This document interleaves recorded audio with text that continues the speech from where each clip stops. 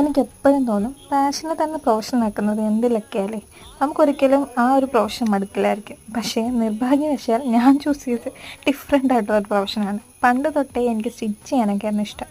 പക്ഷേ എൻ്റെ വീട്ടുകാർക്ക് അത്ര താല്പര്യമില്ലാത്തതുകൊണ്ട് തന്നെ അവരെന്നെ പഠിപ്പിച്ചത് വേറൊരു കോഴ്സാണ്. അതുകൊണ്ട് തന്നെ നഴ്സിംഗ് പഠിച്ചതിന് ശേഷം അതും എടുത്തിട്ട് ഞാൻ PG എടുത്തു. എന്നാലും എനിക്കിപ്പോഴും എത്ര സമയം ചിലവഴിച്ചാലും മടുക്കാത്ത ഒന്ന് ഈ സ്റ്റിച്ചിങ് ആട്ടോ.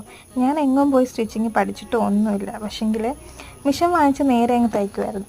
ഇപ്പോഴും മടുക്കാതെ ഞാൻ ചെയ്യുന്നൊരു പണി ഇതൊക്കെ തന്നെയാണ്. അതുകൊണ്ട് തന്നെ ഈ പാഷനെ തന്നെ ഫോളോ ചെയ്യുന്ന ആൾക്കാരെ കാണുമ്പോൾ എനിക്ക് ചെറിയ കുശുമ്പാണ് കേട്ടോ.